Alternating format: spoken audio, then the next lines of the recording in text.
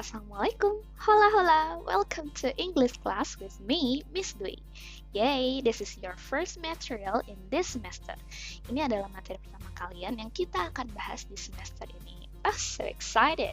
Before we go to the first slide, sebelum kita membahas slide-slide selanjutnya, Miss mau bertanya, what do you think about this blue rose?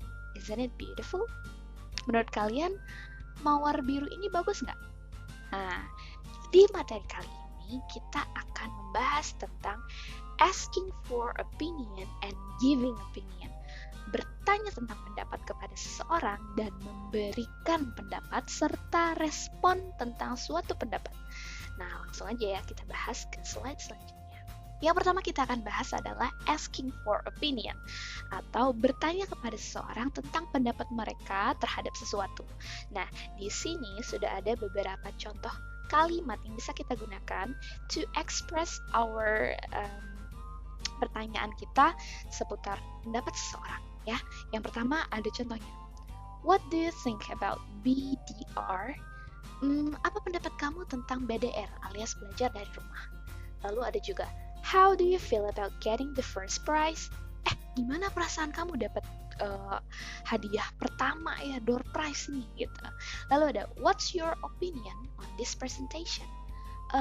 Apa pendapat kamu tentang presentasi ini?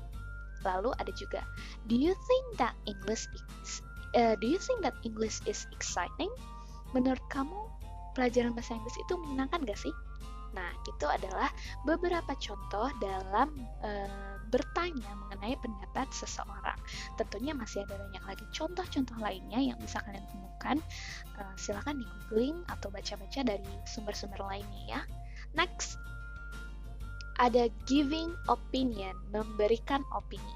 Kalau tadi kita belajar tentang asking alias bertanya, sekarang kita belajar tentang memberikan opini ya.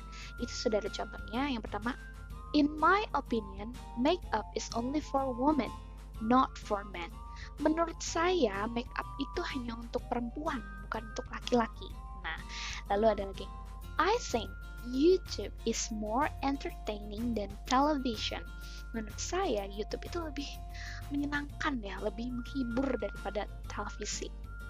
Lalu, I feel that blue is not suit color for our office. Kayaknya warna biru itu bukan warna yang cocok deh buat kantor kita. Nah, itu salah satu ekspresi dalam mengungkapkan pendapat kita. Tentunya masih banyak contoh-contoh lainnya yang bisa kalian temukan di sumber-sumber lainnya. Jadi, I would like you to explore more about how to asking for opinion and giving opinion ya. Lanjut. Nah, di sini how to give a response about an opinion. Gimana cara memberikan respon pada suatu pendapat atau opini ya. Tentunya ketika suatu wacana atau suatu berita muncul, ada orang yang pro dan kontra. For example, ada orang yang agree alias setuju dan ada yang disagree, yang tidak setuju. Di sini kita kasih contoh dulu untuk memberikan pendapat bahwa kita ini setuju gitu. Memberikan respon bahwa kita ini setuju. Yang pertama, you are absolutely right. Kamu benar banget. Emang Miss Dwi guru bahasa Inggris di Bina Raha itu kece banget gitu. Misalnya ya. Lalu misalnya, I agree with you. Saya setuju deh sama kamu kalau misalnya this blue rose is very beautiful. Saya setuju kalau misalnya mawar biru ini nih emang cantik gitu ya. Lalu I couldn't agree more. Saya nggak bisa ngomong apa-apa lagi deh. Saya setuju banget gitu kan, sampai nggak bisa setuju lagi saking setujunya gitu. Lalu ada juga that's what I think. Nah, itu yang gue pikirin tuh itu. Nah, itu kan salah satu contoh mengekspresikan your agreement, bahwa persetujuan kamu, bahwa kamu setuju dengan orang itu. Lalu sebaliknya, in contrast, sebaliknya ada disagree, nggak setuju. Yang pertama di sini ada I don't agree with you. Aku nggak setuju deh kalau misalnya kamu bilang Lee Min Ho itu lebih ganteng daripada Park Seo Joon gitu. Nah, terus juga ada contohnya lagi. I'm sorry to disagree with you, but BTS is cooler than WTS misalnya gitu ya. Terus juga I'm not sure about that. Kayaknya saya nggak yakin deh kalau misalkan kamu bilang bunga lili itu lebih bagus daripada bunga mawar. Nah, itu salah satu contohnya. Of course, there's a lot of examples out there. So please explore more about how to give an agreement and disagreement ya. Tolong kalian baca-baca lagi. Tentunya masih banyak contoh-contoh lainnya ya. Selanjutnya di sini. Nah, ini dia. Di pembahasan ini juga kita akan membahas perbedaan akhiran ing dengan akhiran ed. Kita kasih contoh di sini. This is interesting versus I am interested. Di sini saya mau kasih penjelasan yang singkat aja bahwa akhiran ing itu artinya bukan artinya ya. Akhiran ing itu dalam bahasa Indonesia seperti awalan me. Ya. Sedangkan akhiran ed dalam bahasa Indonesia itu seperti akhiran ter. Ya, ter. Contoh di sini. This is interesting. Ini sangat menarik. Bedakan dengan I am interested. Saya tertarik loh. Saya tertarik nih. Nah, kita lihat kata dasarnya. Kata dasarnya itu adalah interest. Interest. Maka kata interest, jika kita tambahkan akhiran ing menjadi interesting, itu berubah katanya menjadi menarik. Ya, menarik. Tapi ketika interest, kita tambahkan dengan akhiran ed menjadi interested, maka dia akan berubah menjadi tertarik. Tentunya beda dong, menarik dengan tertarik. Ya. Lalu di sini ada contoh lainnya. Kata dasarnya adalah amuse. Amuse alias hibur. Hibur ya. Ketika kita tambahkan ing, maka dia akan menjadi menghibur. Menghibur. Ini sangat menghibur.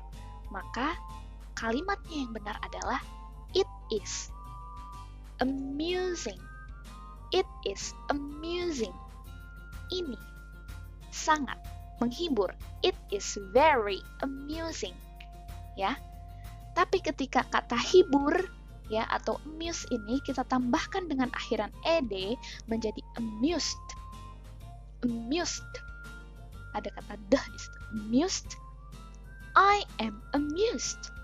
Saya terhibur. Oke, jadi jangan ketukar lagi. Contoh lainnya yang sering banget orang bikin kesalahan. Most people made mistake about this word. Dengan kata ini ya. Bore alias bosan. Ya. Bosan ketika kita tambahkan dengan ing menjadi boring, ini artinya membosankan. Contoh. It is boring. Ini membosankan banget deh. Ya. Tapi ketika bored kita tambahkan akhiran d menjadi bored, maka artinya adalah bosan saja, bosan saja tanpa ada membosankan atau terbosankan ya. Udah bosan aja. Misalnya I'm bored. Saya bosan. You are bored. Kamu bosan. Tapi ketika kamu bilang I'm boring, loh, kamu nggak bosanin gitu berarti ya. Jadi jangan salah ketika kamu mau bilang saya bosan, so you have to say I'm bored instead of I'm boring. Kalau kamu boring berarti kamu bilang kamu ini orangnya nggak menyenangkan, alias kamu ngebosanin ya. Lalu ada lagi contoh di sini, embarrass, malu, shy, malu di sini.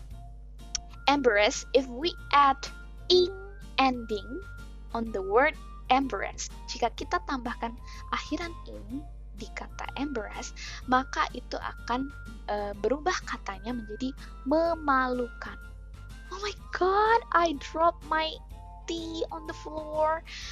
It's embarrassing.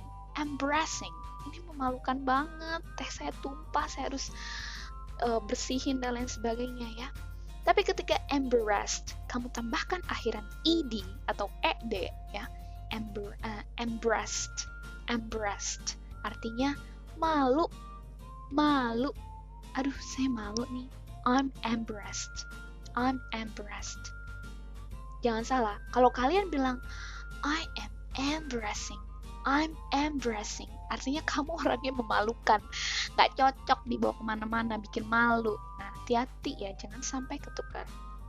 Lalu juga ada interest, seperti yang tadi saya bilang, interesting, menarik, interest, tertarik ya. Ada please di situ, please, senang ya, senang. Ketika ditambahkan ing menjadi menyenangkan. Contoh, making this video for you guys is very pleasing. Bikin video ini buat kalian itu benar-benar menyenangkan banget ya.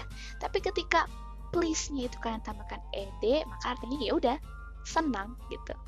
I'm pleased to make this video. Saya senang bikin video ini. Ya. Kalau kamu bilang I'm pleasing, iya berarti kamu secara nggak langsung narsis bilang kalau diri kamu itu menyenangkan. Next, surprise artinya kaget atau kejut gitu. Ketika surprise ini kamu tambahkan ing di belakangnya, maka artinya menjadi mengejutkan. Boom, oh, it's surprising. Ini sangat mengejutkan gitu. It's very surprising, sangat mengejutkan.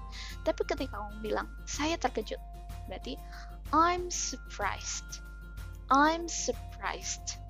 Okay? Terkejut, saya terkejut, kaget, wow gitu, kaget banget ya. Okay.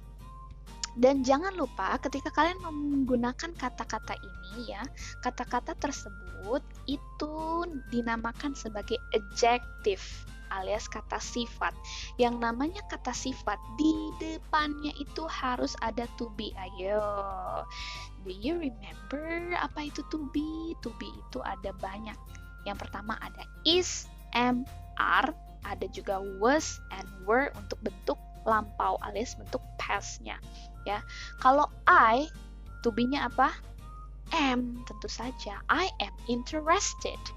Kalau misalnya subjeknya she, he, it, to be-nya apa? To be-nya is, tentu saja. Dia sangat menarik. Berarti kamu bisa bilang she is interesting ya. Terus kalau misalnya subjeknya adalah you, they, we, maka menggunakan apa? Great, are ya. Misalkan mereka itu sangat terkejut ya. Berarti they are surprised. They are very surprised. Mereka sangat terkejut. Seperti itu ya. Jadi jangan lupakan materi ini. Silakan kalian latihan lagi, cari berbagai kata sifat ya, kata sifat yang bisa kalian temukan di kamus atau lain sebagainya. Atau bisa juga kamu latihan seperti ini, dari kata kerja, dari kata verb, itu ketika ditambahkan akhiran ing dan akhiran ed, maka dia akan berubah menjadi adjective. Hebat kan bahasa Inggris? Tambahkan akhiran aja, dia langsung berubah kelas katanya, dari kata kerja menjadi kata sifat. Oke, mungkin segitu aja yang bisa saya sampaikan pada materi hari ini. Jangan lupa to join our Zoom meeting. Silahkan, you can access it on the e-learning of SMK Bina Rahayu. Jangan lupa juga, if you like this video, tekan tombol cing cing cing cing. If you don't like, tekan tombol cing cing cing cing. That's okay.